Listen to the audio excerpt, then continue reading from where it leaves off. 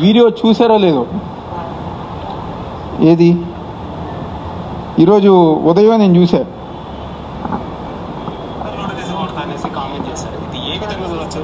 నిజంగా జగన్మోహన్ రెడ్డి బట్టలు ఉడతీసేవాడైతే వాడి పెళ్ళం ఎందుకని అవినాష్ రెడ్డికి ఉదయం పూట 3 గంటలకు ఫోన్ చేసింది. వాళ్ళ పిల్లల హైట్ ఈక్వల్ టు ఇలాంటి వీడియోలు చూసినప్పుడు పొద్దున్నుంచి రక్తం మరిగిపోతుంది.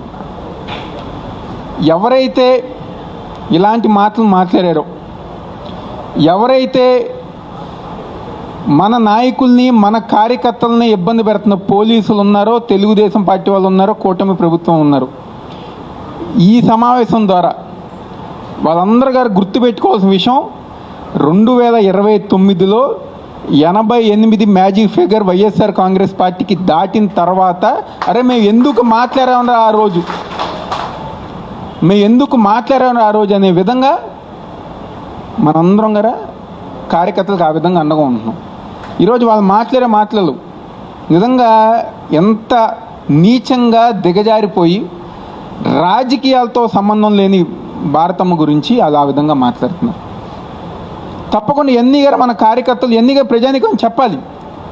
ఈ విధమైన పరిపాలన ఈరోజు కూటమి ప్రభుత్వం ఆధ్వర్యంలో జరుగుతుంది. కాబట్టి రాబోయే రోజుల్లో తూర్పు నియోజకవర్గంలో అంటే డివిజన్ కమిటీల దగ్గర నుంచి మన ఆర్గనైజేషన్ అనేది ఒక బలమైన ఆర్గనైజేషన్గా ఈరోజు మన తూర్పు నియోజకవర్గంలో మనం బలోపేతం చేసుకోవాలి.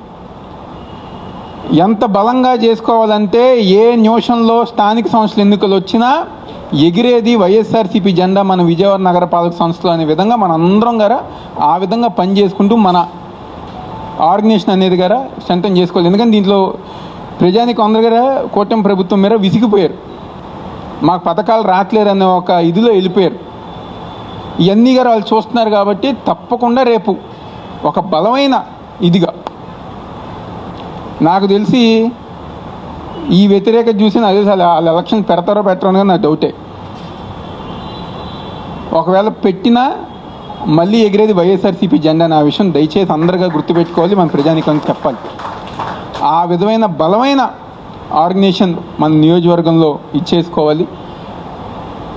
ఏప్రిల్ 15వ తారీఖున పెద్దలందరూ గారు ఆ ఒక పూజా కార్యక్రమాలు మీ డివిజన్స్లో ఏ ఏరియాలో పెడతా అనేది కార్యక్రమం ఉంది అన్నీ గారు నిర్ణయించుకుని ఒక మంచి కార్యక్రమం ఉదయం 8 గంటలకి నెహ్రూ గారి ఘాట్లో నివాళులు అర్పించి, తర్వాత 9ంటికి ఏదైతే మన రమేష్ హాస్పిటల్ దగ్గర ఉన్న ఆయన విగ్రహం ఉందో దానికి గర నివాళులు అర్పించి అక్కడి నుంచి ప్రతి డివిజన్కి గర కార్యక్రమాలు నిర్వహించే విధంగా ముందుకెళ్తాం జరుగుతుంది.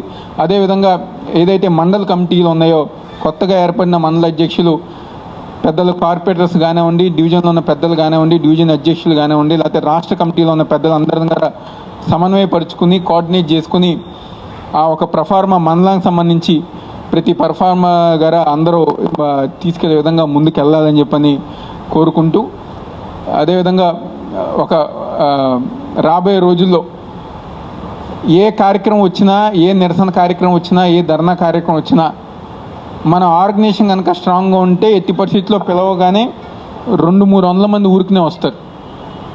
ఆ విధమైన ఆర్గనైజేషన్ మన తూర్పు నియోజకవర్గంలో మనం ఏర్పాటు చేసుకోవాలని చెప్పని మనస్ఫూర్తిగా కోరుకుంటూ